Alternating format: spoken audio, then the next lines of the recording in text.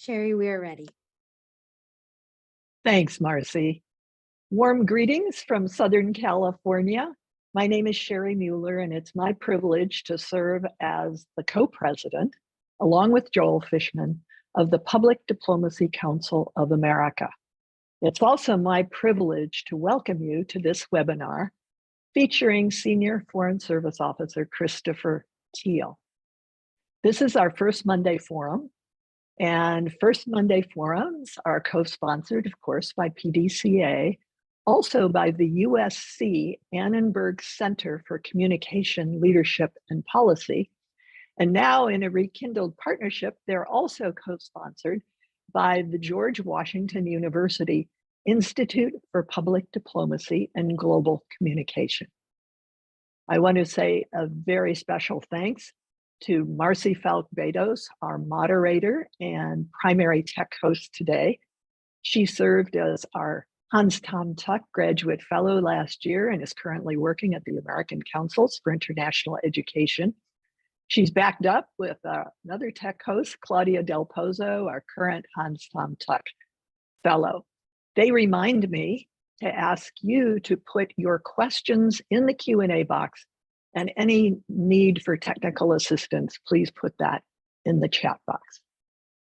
It's most fitting today that our first program, co-sponsored by GW University Institute, features a visiting fellow there, Christopher Teal, who's on a two-year assignment as professor.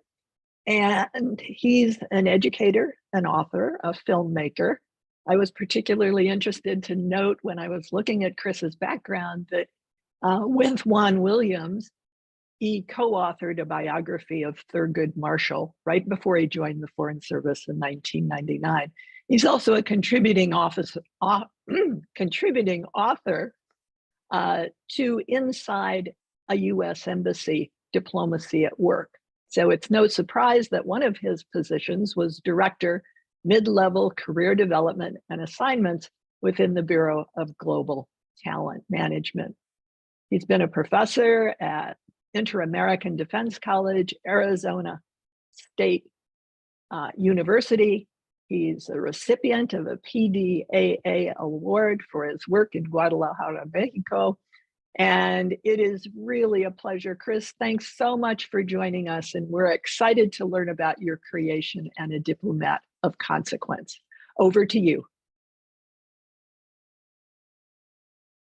All right. Well, thank you so much. It's very kind of you to say, Sherry. I want to thank both you and Joel as leaders of the PD Council of the Americas, and really the whole board for this opportunity, and especially Marcy and Claudia for your behind-the-scenes work in making this happen.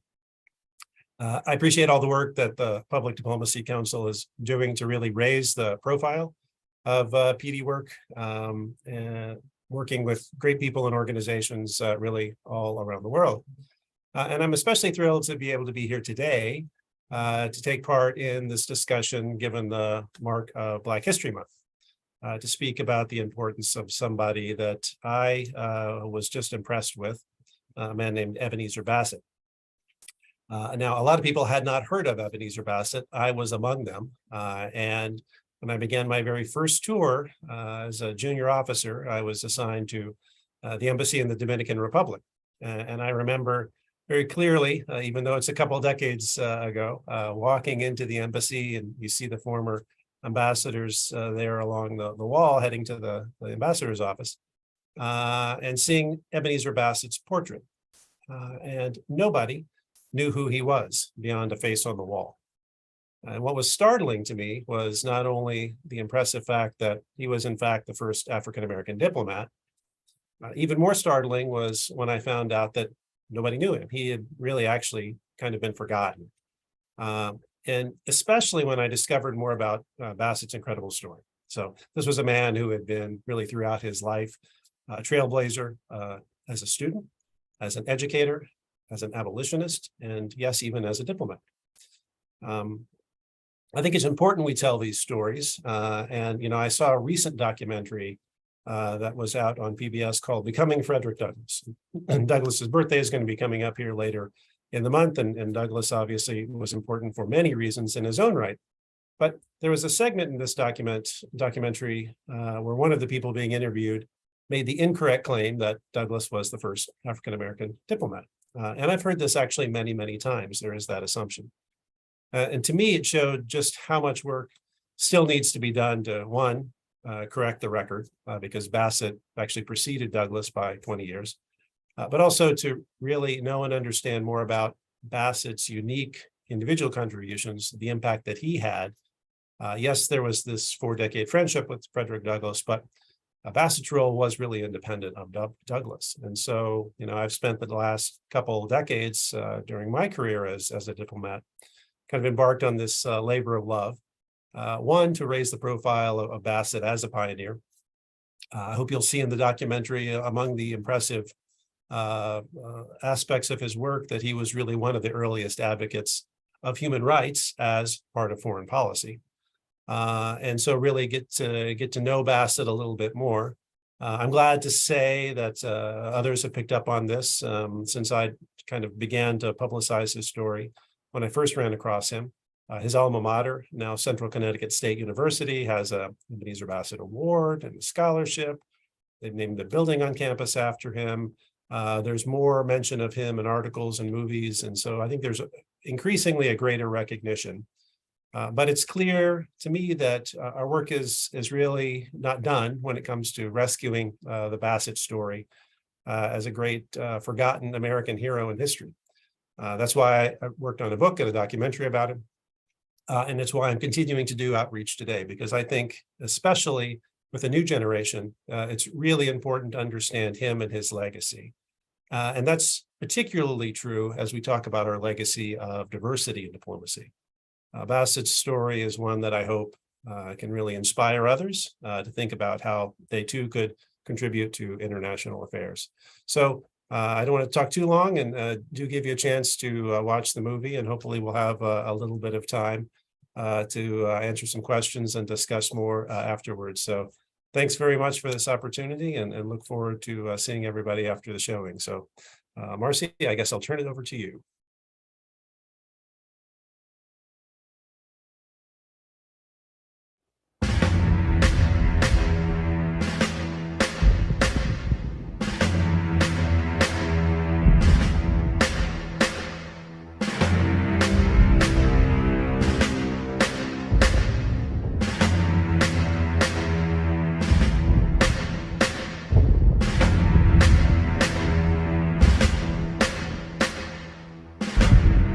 Bassett suffered in history because he stood up and he thought that humanity was more important than the plain politics.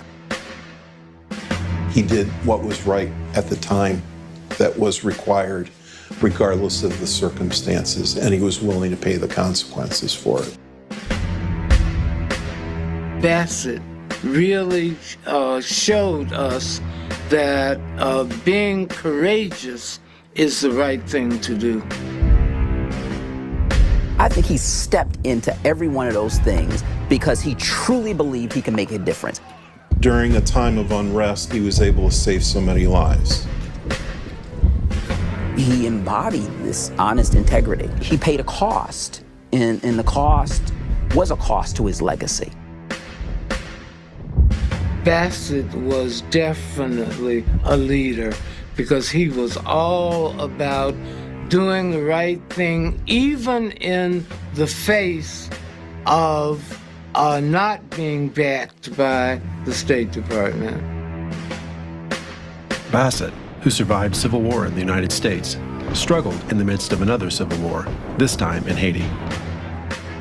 Bassett would have to negotiate through this chaos and fight for his very survival.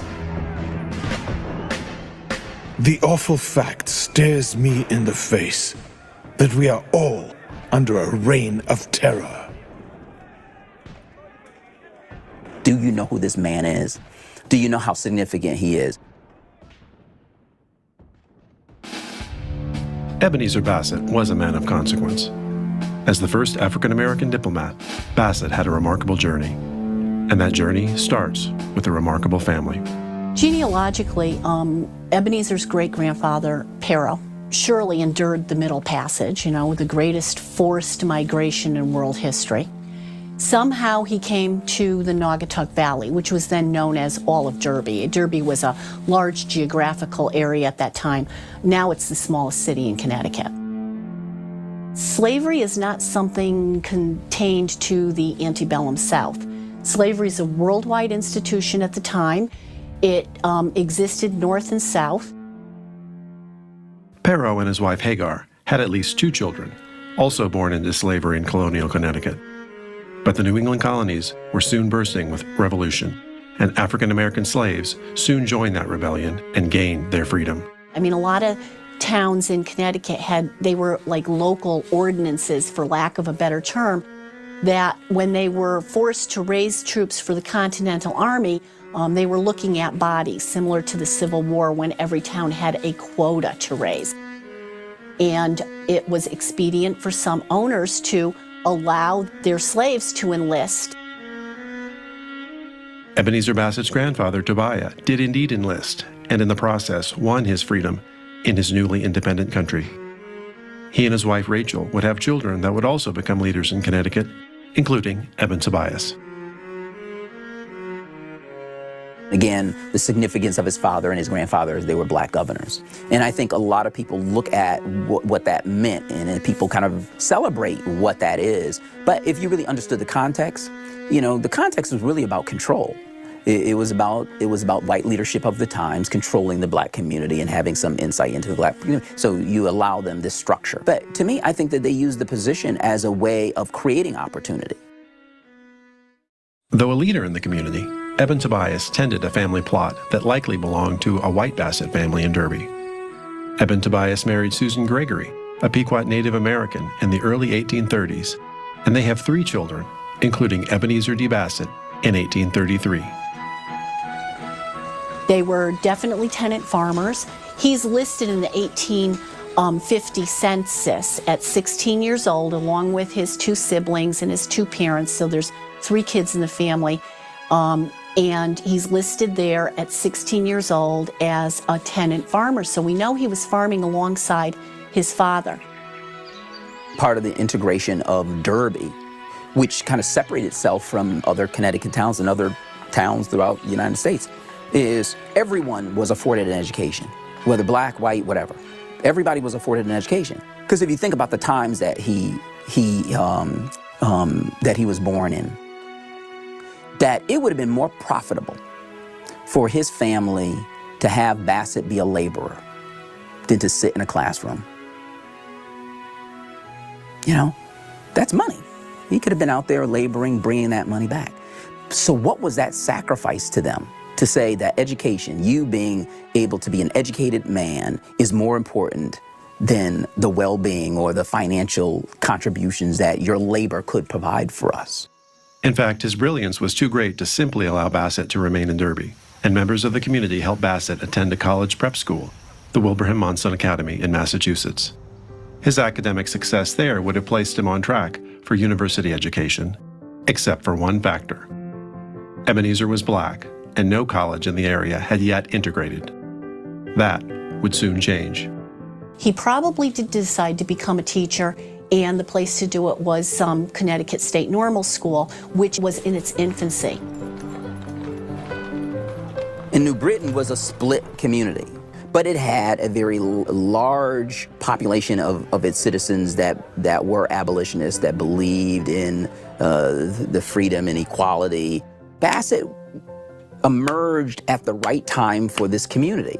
You know, New Britain's, history to the Underground Railroad, all those structures were here.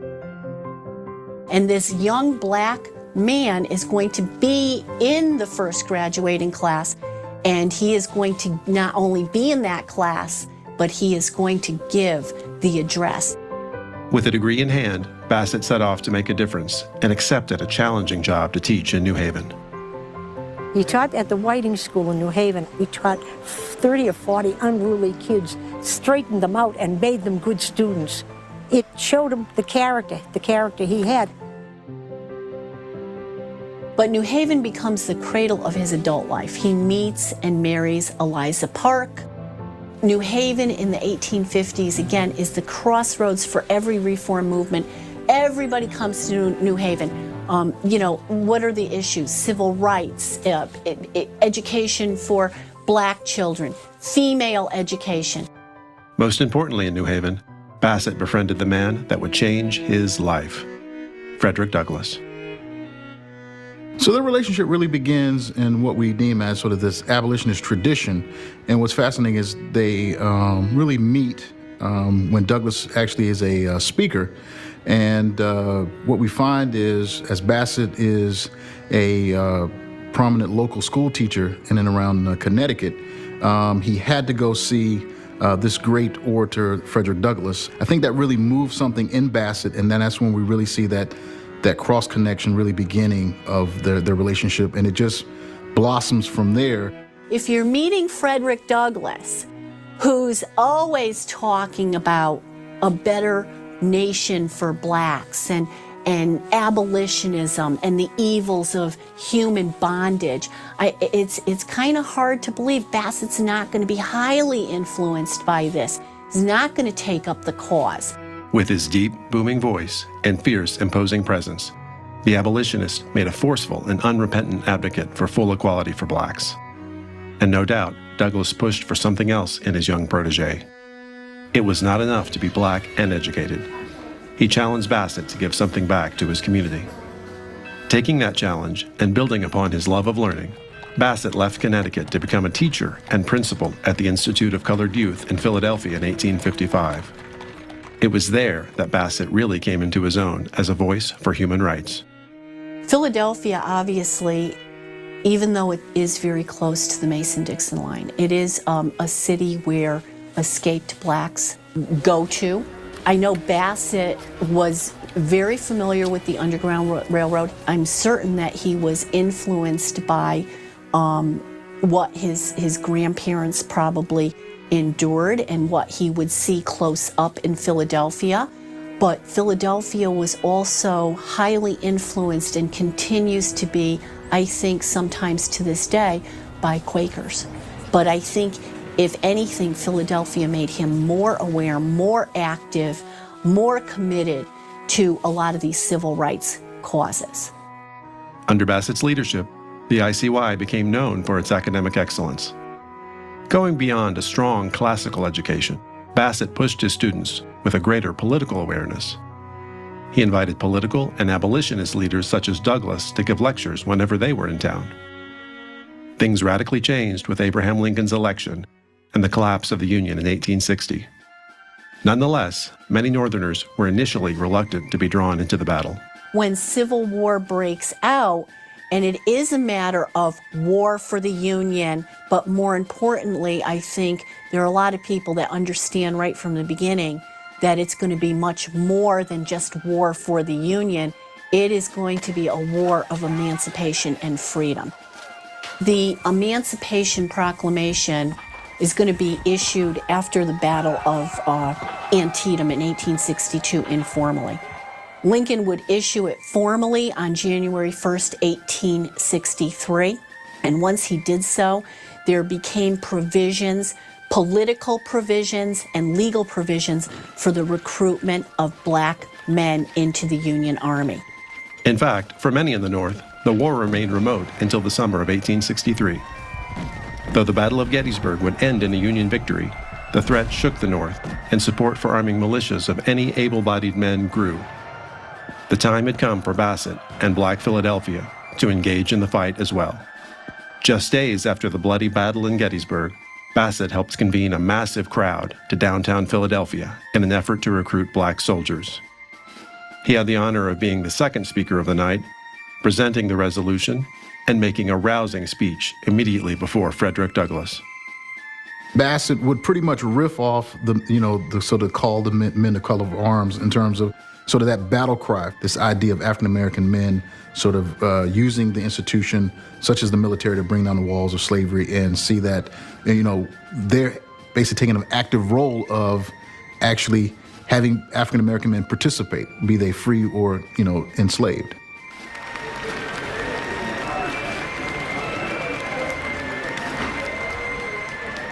Men of color, to arms, now or never. This is our golden moment. The government of the United States calls for every able-bodied colored man to enter the army for 3 years' service and join in fighting the battles of liberty and the Union. A new era is upon us. Now, therefore, is our most precious moment. Let us rush to arms. Fail now, and our race is doomed on this soil of our birth. The mood in that actual meeting place or hall that night, I sort of equated to when individuals got word of the Emancipation Proclamation. I think there was tremendous joy, glee, and I think a sense of purpose. When I look down at that poster and I look at the names of the prominent men who advocate this recruitment and do so much to get black men to sign up for the Union cause, I'm always fascinated that Ebenezer D. Bassett's name is the very first. Ultimately, they will become fine combat troops for the Army. By 1864, black regiments are starting to turn the tide. And there's no doubt that the 170,000 black men who ultimately fight for the Union turn the cause and make a great contribution to this war for emancipation, freedom for them and their families in many cases, and the Union. After the Civil War, the country needed rebuilding, and politically, both free blacks and former slaves were anxious to be part of that process. I mean, it was just a transformative period, as a lot of historians would deem as an unfinished revolution. There was so much promise there, and with the 13th, 14th, and 15th Amendment, when African Americans were basically seeing themselves for the first time as free men and free women. Douglas, Bassett, those two gentlemen were very vocal in wanting to see African Americans, the newly freed, basically find their way and find themselves in American society. With the Union victory, Bassett turned to patrons as he looked for opportunities in the political sphere. And there was no one better than Frederick Douglass. The civil rights hero agreed that a diplomatic appointment to Haiti for his young protege would be ideal. Bassett wrote to the president directly, saying he had been persuaded by both white and black citizens to seek the Haitian posting. He referred to himself as a representative colored man who possessed an unchallenged character of probity and patriotism. My appointment, or the appointment of some other proper person of my race, would be hailed by them, especially by recently enfranchised colored citizens, as a marked recognition of our new condition in the Republic and an auspicious token of our great future. It's a very prestigious position. I think maybe Douglass would have liked something like that for himself, but Bassett certainly is an excellent choice in that regard. I think, in essence, who Bassett was and the actual recommendations coming from one of the quote-unquote leading African Americans at the time of Douglass. I think Douglass's words goes a long way in many ways, but at the same time, even the president at the time pretty much saw that Bassett was ideal for that nomination. After just a few weeks in office, Grant indeed dropped the bombshell. He would nominate a black man to serve as the chief of mission in Port-au-Prince. I nominate Ebenezer D. Bassett of Pennsylvania to be Minister Resident and Consul General of the United States to the Republic of Haiti. Vice Gideon H. Hollister, recalled. U.S. Grant, Washington, April 12, 1869. The White House moved to stop any backlash against the nomination by also appointing several former Confederate leaders to other positions in the government and promoting Bassett through favorable coverage in the media. The Senate quickly moved 48-5 to confirm him. His friend Douglass was among the first to write him. Let me congratulate you and rejoice with you. Your appointment is a grand achievement for yourself and for our whole people. I have no doubt you see the importance of your position. As you shall acquit yourself in it, wisely or otherwise, we shall be affected favorably or unfavorably. By June of 1869, Bassett was ready to depart. Joined by his family, they boarded the ship to Port-au-Prince on June 5th, before a great crowd who came to the port of Manhattan to meet him. Bassett waved and pledged, I shall bring no stain upon the glorious old flag of our country. Ladies and gentlemen, I may fail in this mission, but I promise you this: an honest heart, a noble endeavor, and true patriotism. The individuals and the well-wishers that wanted to see Bassett off and wishing him well off to a new foreign land, in essence, they saw themselves and the progress that the nation was sort of propelling itself. He departs with a lot of fanfare, and there's, it's really a great moment for him and his family, and they get on the boat, and then he gets horribly seasick. And then when they arrive in Port-au-Prince, there's a revolution in progress. And Haiti is starting to really, really feel the dire effects of revolution after revolution, coup after coup. The United States, I believe, does recognize that trade with Haiti is a very valuable resource. His post is very important for that reason, because he's there to protect the financial interests of the United States on the island. He probably becomes the most powerful American on the island, if not the most powerful man on the island. Bassett's arrival coincided with a civil war known as the Guerre des Cacaos. It had been particularly devastating, even by the standards of previous bloodletting on the island.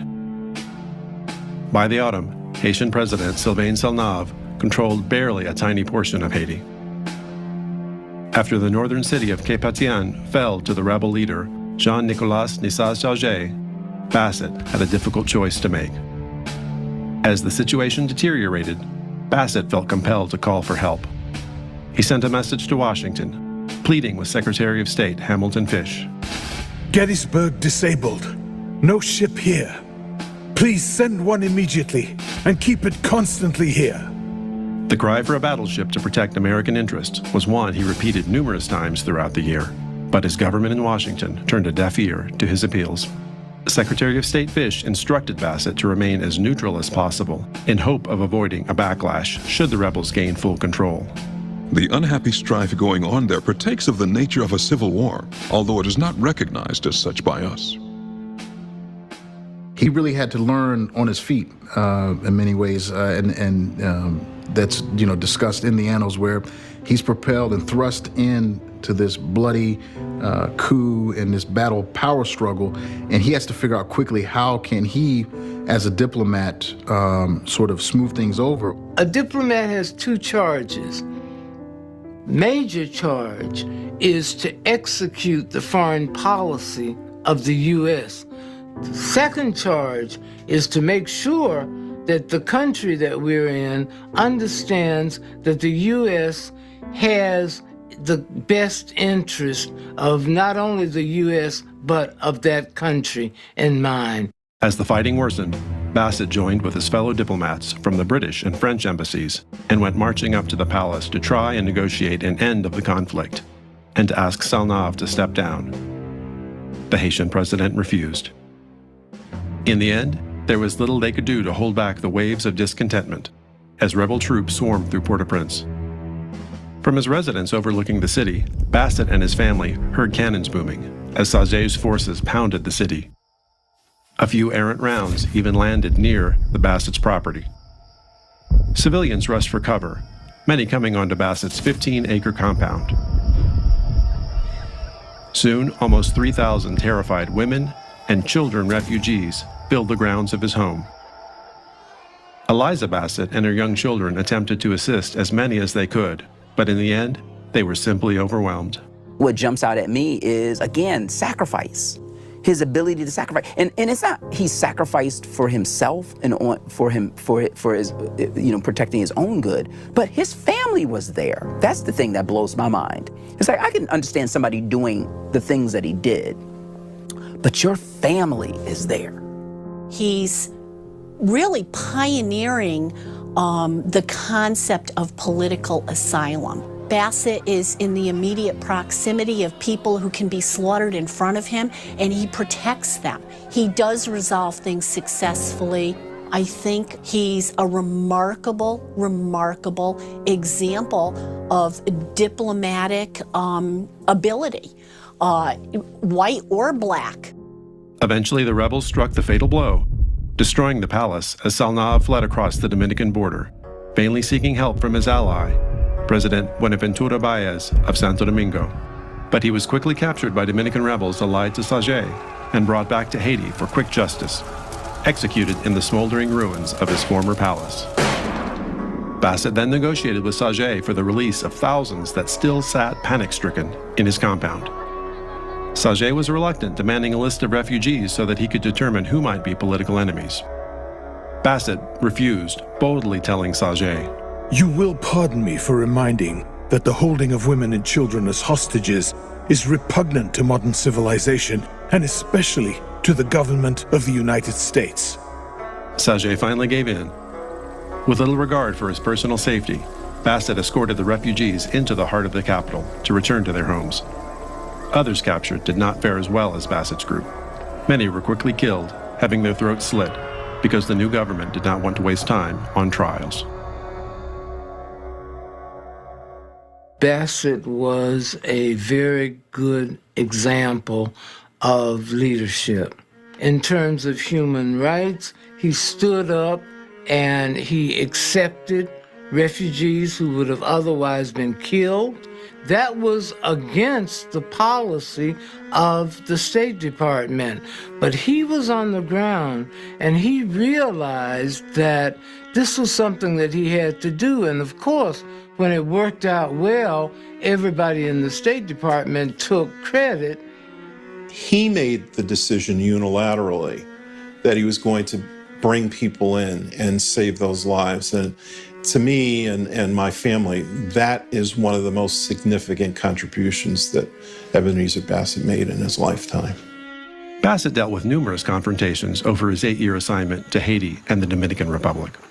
In 1870, President Grant pushed the United States to annex the Dominican Republic, which caused instability on both sides of the island. Well, let's start with the Haitian role. They were very negative to the idea of the annexation of the Dominican Republic because they saw it as a first step towards the annexation of Haiti also. And Grant was always referring to the annexation of the island, the island, the island. He mentioned it 9 different times. But the Dominican president, Buenaventura Valles, favored the annexation. He felt he was going to be rich because all his assets would increase in value because of the annexation. Valles was opposed by Dominicans who were against him and against annexation. They considered him a traitor, and they were physically fighting him and using Haitian soil as a place from which to attack. And they had the help of the Haitian president, Bassett, for example. Bassett threw his support to undermine annexation efforts by backing Dominican rebels, Marco Antonio Cabral and Gregorio Luperon.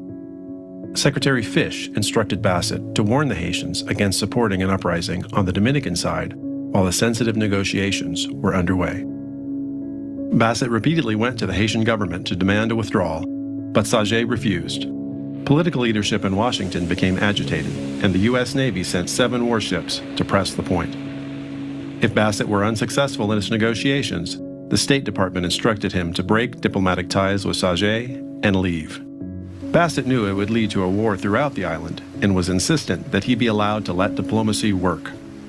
Furiously, he persuaded the Haitian government that it was in no one's interest to continue down this path. In the end, Bassett succeeded, and Haitian troops withdrew to their side of the island as annexation negotiations began. But as the ceasefire took place on the island, the political battle heated up in Washington. So Charles Sumner's, amongst his arguments, was that Grant had sent vessels to fight on the side of Valles against Cabral and Luperon, which was an act of war and had not been approved by the U.S. Senate. Sumner asked and got all the files on the instructions to the U.S. Navy and also files on the correspondence with the U.S.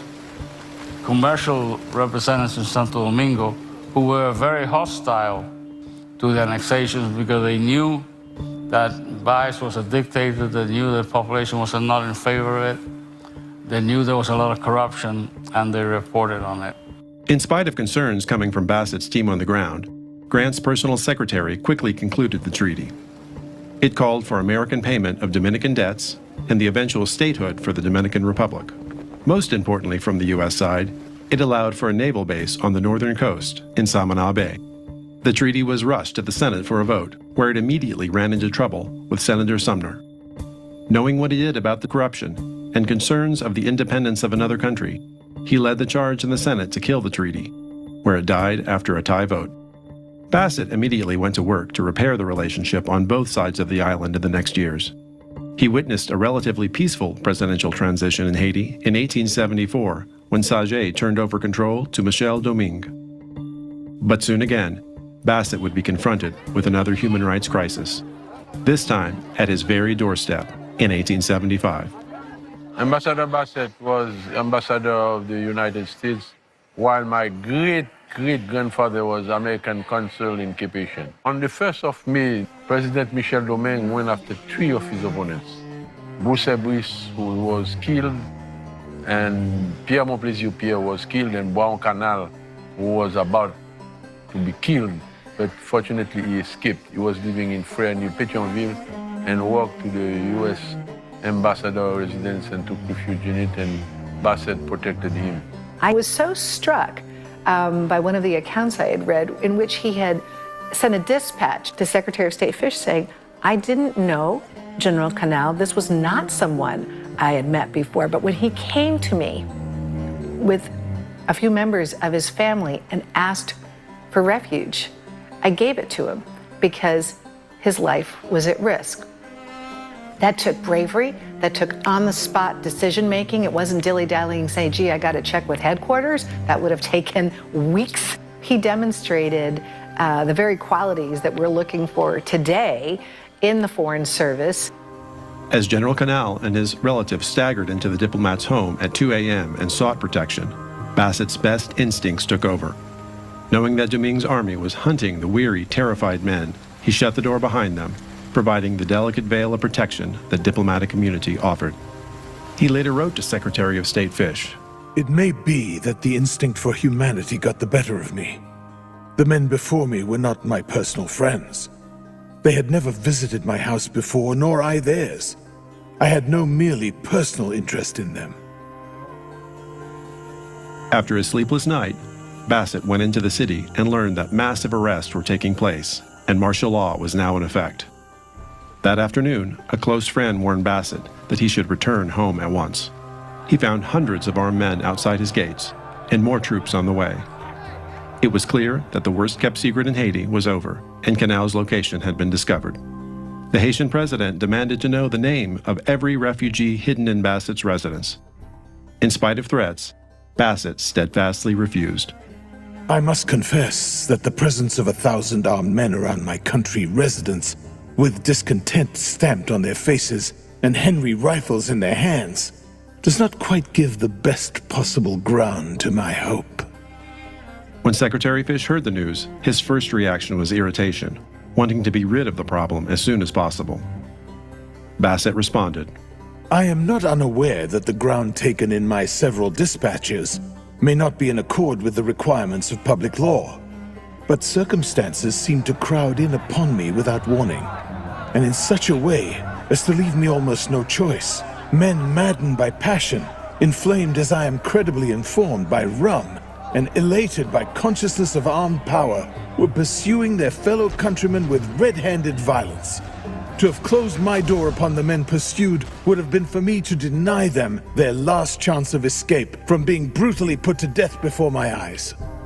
I look at what Ebenezer Bassett was doing in the 1860s and the 1870s here with 1,000 people outside his residence, not just for one night, but for many weeks while he sheltered those vulnerable. He was their voice. He was the voice for people who didn't have a voice in those days. And that's a hero in my book. Bassett first raised the idea of sending a U.S. warship in a May 8, 1875 letter. He argued that a show of force would exert a wholesome influence and strengthen our own moral force in resolving the matter. Fish flatly refused. As the conflict dragged on for weeks, with both Bassett and Domingue digging in their heels, Washington remained paralyzed. The prevailing sentiment is unmistakably in favor of Canal, and in our favor because we have firmly protected him against violence. Still, political arrests and killings continued. The awful fact stares me in the face that we are all under a reign of terror. By summer's end, President Grant had finally had enough. Fish wrote to Bassett, It has been determined to apply to the Navy Department to order a man of war to Port-au-Prince. Just as the ship was preparing to leave, President Domingue finally gave in. Bassett could escort Canal safely out. Just after midnight on October 5th, 1875, after 5 months as a refugee inside Bassett's home, Canal boarded an American-flagged ship, setting sail for Jamaica and safety. At the end of the Grant administration in 1877, Bassett submitted his resignation, as was the custom. In spite of any lingering resentment that may have existed in Washington because of his defiant stances, it was impossible for the State Department not to recognize Bassett's work. Acting Secretary of State F.W. Seward wrote to Bassett, thanking him for his years of service. I cannot allow this opportunity to pass without expressing to you the appreciation of the department for the very satisfactory manner in which you have discharged your duties of the mission at Port-au-Prince during your term in office. This commendation of your services is the more especially merited because at various times your duties have been of such a delicate nature as to have required the exercise of much tact and discretion. When Bassett returned to the United States, he spent a decade in New York City as Haiti's Consul General. There, he continued to bridge the divide between the countries and work toward a betterment of bilateral relations. However, Bassett continued to hope for another assignment with the State Department. Bassett required the support of political patrons for the position and turned again to his friend Douglas. At 70 years old, he was the preeminent black voice in the nation, but Douglas also longed to add a diplomatic posting to his stellar resume. In 1889, newly elected President Benjamin Harrison decided not to nominate Bassett. Rather, he chose the man who had campaigned on his behalf, Frederick Douglass. Bassett must have been crushed when he saw the headlines, but instead of sulking, he wrote a 5-page congratulatory letter to his friend. The offer of the mission to you is a tribute to your high character. You will see that I have never wavered in my esteem, my veneration for you. Another thing that Ebenezer Bassett did that I found exceptionally unusual in the diplomatic corps was when he was passed over for the second appointment to Haiti, and the appointment was given to Frederick Douglass. He immediately volunteered to be helpful because he knew Frederick Douglass was older than he knew the language, and Frederick Douglass did not know the language. And he was familiar with all of the players, not to mention the terrain. And so he offered himself up as a backstop, as a number 2, in support to Frederick Douglass, who would be the principal. Mr. Bassett's position will be more important than that of private secretary. He will be Minister Douglas's right-hand man while in Haiti and be responsible to the minister for the conduct of the office, ran one article of their voyage. The most crucial part of their mission was a highly secretive negotiation from Washington. After the failure of the Dominican annexation to gain Samana Bay, as a growing military power in the world, the United States longed for additional expansion. Plans were already underway for construction of a canal in Central America that would eventually connect the Atlantic and the Pacific for both commercial and warships. As part of this growing maritime power, Douglass and Bassett were to launch initial discussions to obtain a port for the U.S. Navy on the northern coast of Haiti at Mont Saint-Nicolas. Bassett was skeptical this could be negotiated, knowing the fears of the Haitian people about their hard-won territorial integrity. Time, however, was not on Bassett and Douglas's side. At the beginning of 1891, a Navy admiral arrived with a special note from Secretary of State James Blaine. It seemed that Admiral Bancroft Girardi, rather than Douglass, had been given the authority to negotiate for the Mont Saint-Nicolas. Douglass considered resigning in protest, but as he later wrote, I consoled myself with the thought that I was acting like a good soldier. Bassett and Douglass set up a meeting with the foreign minister and president of Haiti in 1891. But Girardi would not allow Douglass to bring Bassett with him. Instead, he brought his young staff lieutenant, fluent in French, to act as interpreter. It left Douglass at a distinct disadvantage. He would later write of the occasion, I have reason to regret the absence of Mr. Bassett, for it left me at the mercy of men whom I begin to think have intentionally misrepresented me. During the meeting, Girardi took the lead, pressing hard on the fact that the Haitian president had promised the mole during the rebellion after gaining U.S. support. The offensive manner in which Girardi was conducting the negotiations not only disturbed the Haitians, but also Douglass and Bassett. It would never work here. That attitude would never work here. You could do anything here. But if you are aggressive Haitian, being arrogant, especially if that arrogance in your mind is based on racial things, you are in the wrong situation. That would never work here. Douglass tried to calm the waters, but the damage of trying to force Haiti's hand was already done. In the end, the Haitians refused to lease Mont Saint-Nicolas, and Admiral Girardi returned home empty-handed. Back in New Haven on leave, Bassett read the flurry of newspaper articles coming out. A majority of the media were harshly opposed to Douglas returning, saying he was acting more as a representative of blacks than of the United States. In the face of growing pressure, Bassett told his friend to remain strong. Nonetheless, the elderly Douglas had had enough. By July of 1891, Douglas submitted his resignation. It's definitely, I don't want to say it was a disaster, but I think it was much, much less than a success. And I think he feels it very keenly. And when I read the newspaper accounts, some of them are straightforward racist accounts because these two men are black. So Douglas, Bassett are diplomats, but they are black diplomats. So going to the States, anything goes wrong, of course, they will put it on you. Bassett, who had continued to hope for a future appointment as a diplomat, now saw himself on the outs politically, and he would never again serve the U.S. government in any diplomatic role. He disappears. And again, the reasons for this, I don't fully understand, because the mission to Haiti was, his original mission to Haiti, I think, was remarkable in many ways, and also a United States first. But he does come home. He spends his time, as I understand it, between three cities. He goes between New York and Philadelphia and New Haven. And he has a son that's working in Washington, D.C., and sometimes spends time with him. He would go back and spend time with his daughter Charlotte, who would follow in his footsteps as a great educator. And his wife would pass. I think it was a difficult and lonely existence for him. He would never have any grandchildren. He would die on Fulton Street in New York City, in Brooklyn, I think it is. Unlike other peers who broke the color barrier in other professions, Ebenezer Bassett would be forgotten with the passing of time. But the importance of diversity that he made possible is more vital than ever in diplomacy.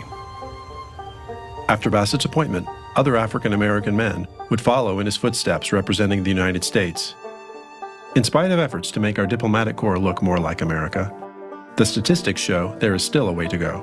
Bassett and this legacy of diversity is important, and much work still remains. So a diverse opinion enriches the whole foreign policy experience, because you've got people thinking about it from different angles. I joined the Foreign Service under a program called the Thomas R. Pickering Fellowship. And this is a fellowship that recruits minorities who are interested in the Foreign Service. It provides them sort of mentorship, a little more information about the Foreign Service. I'm from North Carolina, so this was not a career that you hear often about. And so it's been really special for me to have this chance to come into the Foreign Service and to be amongst these amazing men and women who give their lives for our country, serving abroad, to ensure that our relationships are strong, our partnerships are strong. I can only imagine what Bassett was dealing with during those times, because even now there are hard issues, complicated issues, and to know that I'm not the only one of color in the room working on them is a bit comforting. The Rangel Fellowship is a fellowship program designed to help infuse diversity into the State Department, and I was given the opportunity to participate as a Rangel Fellow. When I'm serving in countries abroad, I think it's important that we represent to the people that America has a diverse landscape, and that Americans have the opportunity to serve in many capacities. When I'm out and I'm doing a project on women's empowerment or youth engagement, and I'm in southern Mexico or Pakistan or South Africa and working with a group of young girls, and one comes up to me and says, "So you're an American and you're a diplomat too?" And I see a little question at first and then a little sparkle in their eye, and I'm able to explain to them that I too am a part of the American story. It's more important now than it ever was.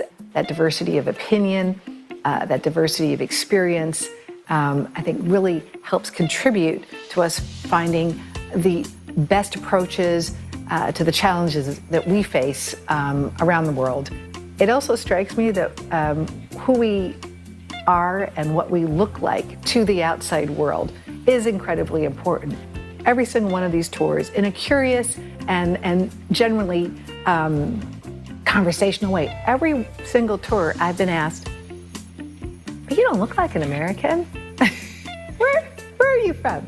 Or where are your parents from?" And I have always loved that question. 2 of my grandparents were born in the Philippines. One of my grandmothers was born in Lithuania, and my other grandfather was born in Portugal. There is no place else where we would have a Philippine, Portuguese, Lithuanian woman sitting here as an ambassador. It's a great American story, and it's my story. Each of us bring different backgrounds, different qualities, different perspectives. I think that's the business case for diversity in any organization. And I think those who have come before us have proven that diversity works, diversity matters. This notion of passing the mantle, I think Mr. Bassett did it, Frederick Douglass did it, Colin Powell has done it and continues to do it, and now it's our turn. Though largely forgotten since his death in 1908, Bassett was a diplomat of consequence. It is clear that his legacy has had a lasting influence.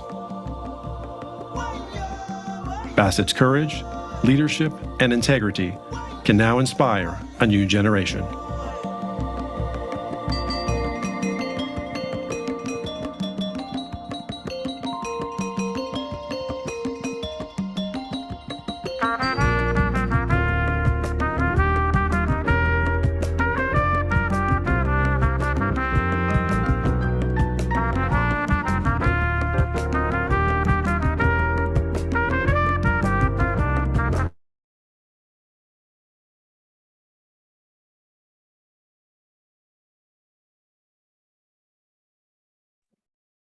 Okay, everyone, so we will now begin our Q&A portion of our program today. If you have any questions, please put those in the Q&A box. And once again, if you have any technical issues, please put those in the chat box.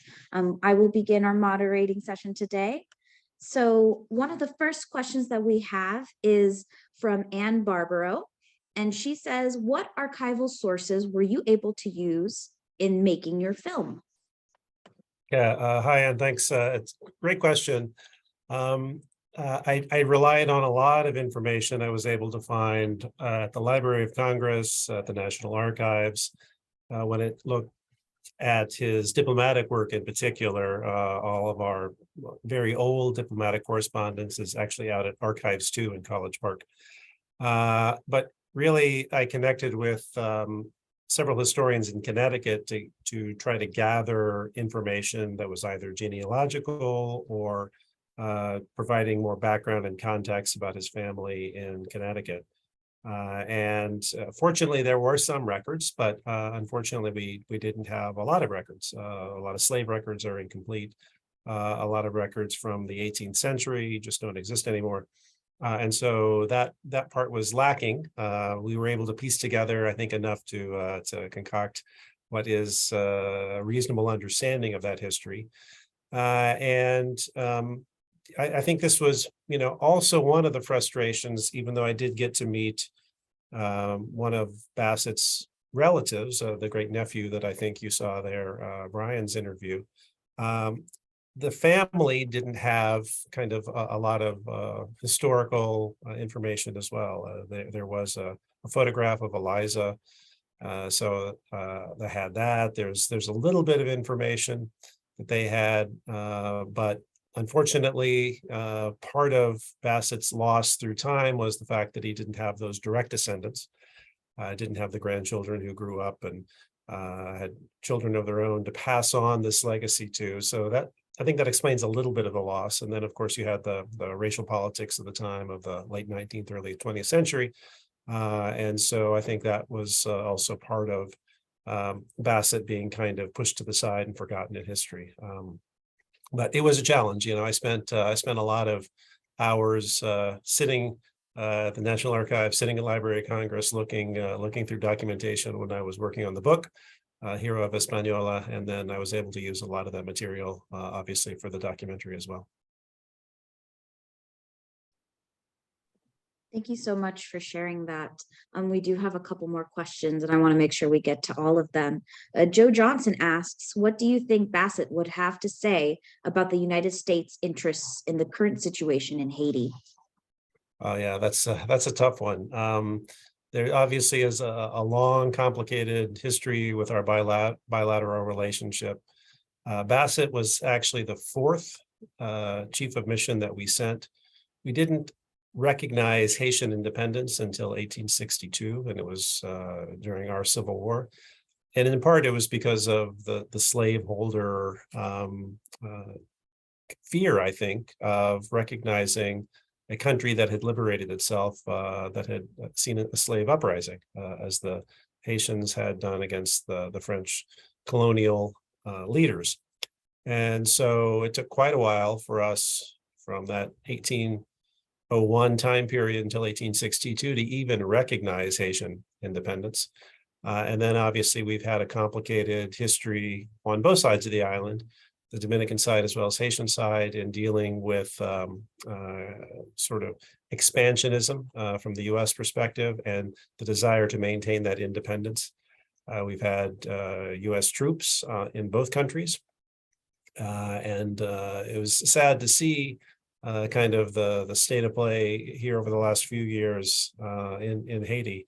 I was down, as you saw, with Ambassador Sisson when she was there. She's currently our Assistant Secretary on International Organizations, but prior to that, she had been our ambassador in Haiti. And at the time I was down there filming, it was 2018, doing the interview with her and others. And it seemed as though Haiti had turned a corner politically. I think there had been a lot of recovery from the earthquake in 2010. There seemed to be a lot of movement politically going forward, a lot of economic progress.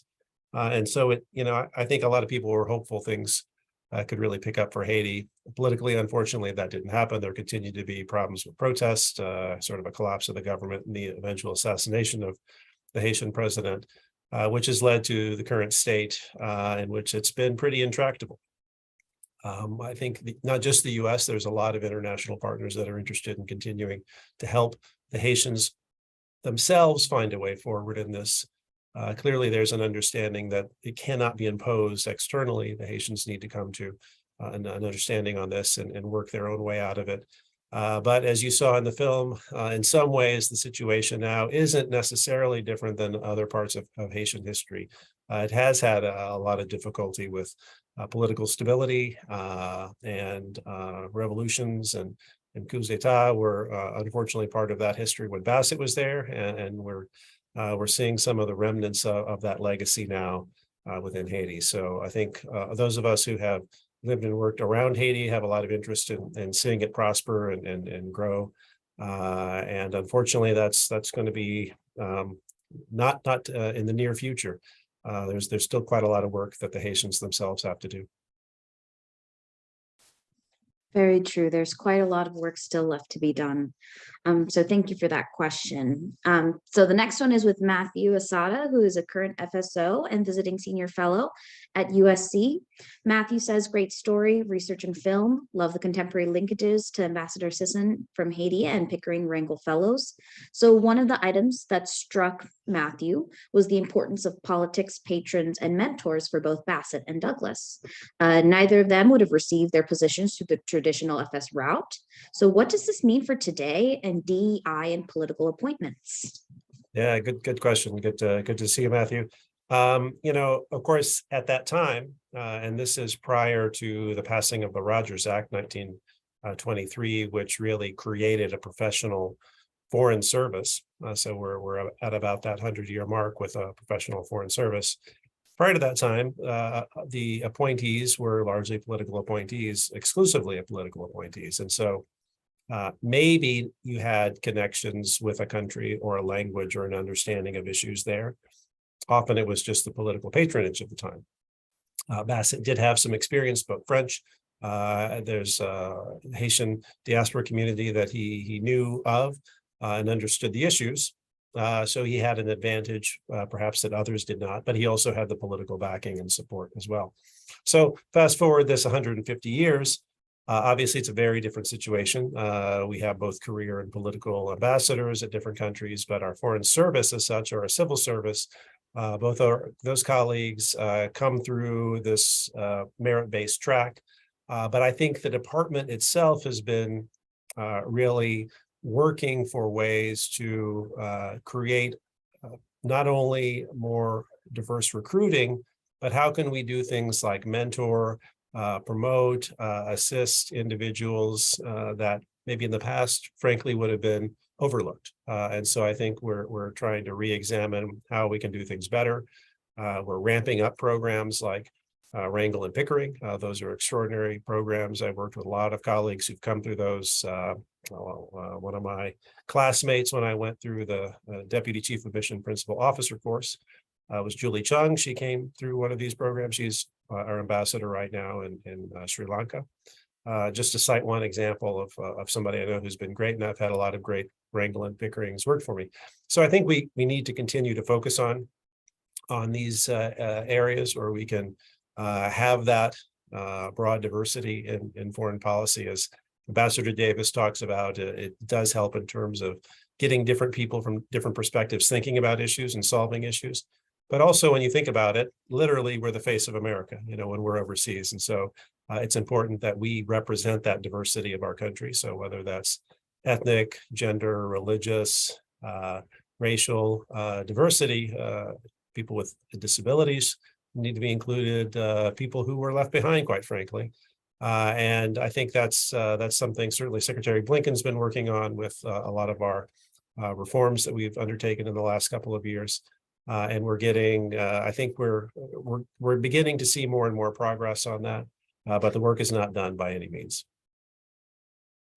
So to follow up on that question with one of my own, what lessons or takeaways do you believe are most important from Bassett's story? Oh, wow.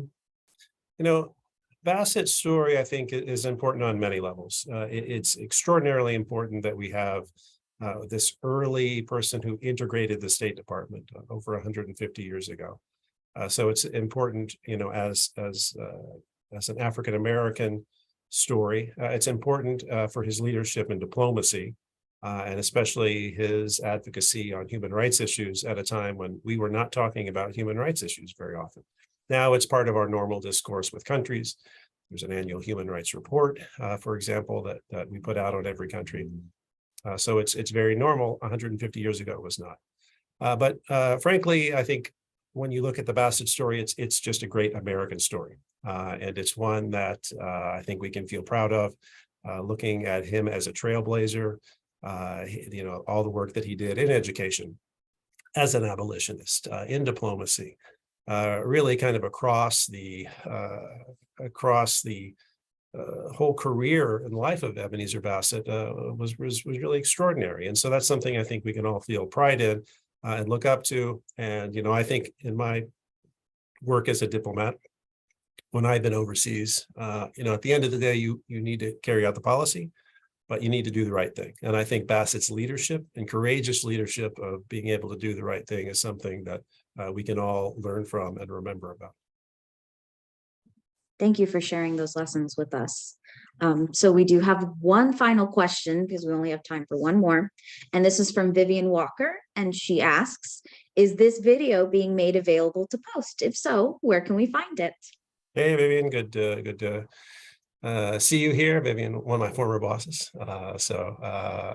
Good to have you on the program as well.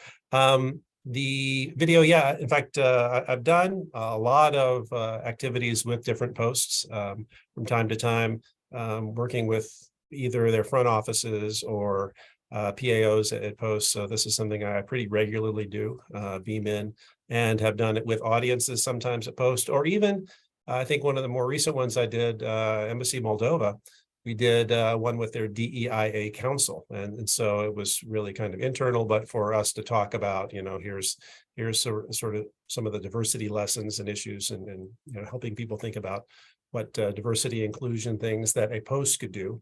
And so, I'm happy to always do that. If anyone wants to send contacts my way, I'm happy to reach out and and do these individual discussions with posts. One of the nice things about Zoom is that we can do these. Maybe with its time zone difference is the only thing to deal with, but no, that makes it a lot easier, and I'm happy to do that and continue to push this message, because at the end of the day, I think all of us, especially in the State Department, need to know Bassett and need to understand his legacy and the importance of his work. Thank you so much for sharing all of these wonderful answers with us today. So that concludes our programming. I'm so sorry, everyone. We are running out of time now. So I will turn it over to Joel Fishman. Thank you, Marcy. And gee, thank you, Chris. It's obvious that this is a topic that the more we talk, the more we discuss, the more questions we have. This could have gone on for a while, but good to leave us wanting more. I'm Joel Fishman, co-president of PDCA. Next month, on March 6th, we will bring you our first hybrid program from Lindner Family Commons of the Elliott School of International Affairs, combining in-person discussions with the option of participating in the program via Zoom. The program will focus on the oral history program of the Association for Diplomatic Studies and how it captures the legacy of public diplomacy officers. It will feature a panel with Ambassador Susan Rockwell Johnson, president of ADST, Donald M. Bishop, former president of the Public Diplomacy Council, and Judith R. Baruti, former executive director of ADST. Our participants today probably know that Judy Baruti is also a former board member of PDAA, the Public Diplomacy Association of America, and chair of our awards committee for several years. Well, it has been our practice, BC, that is before COVID, we will have sandwiches for those attending the in-person program at Lindner Family Commons. For that reason, we'll be asking you to RSVP by March 3rd, with a separate RSVP for Zoom participants. We will be posting RSVP links for both options on the PDCA website tomorrow, February 7, and in next Sunday's weekly update edited by Sherry. Finally, it is my pleasure to announce our collaboration with George Washington University's Institute for Public Diplomacy and Global Communication. IPD-GC is now co-sponsoring the speaker series, as Sherry mentioned at the top of this program, along with the USC Annenberg Center for Communication, Leadership, and Policy, and the Public Diplomacy Council of America. We look forward to your joining us next month on March 6th. Thank you.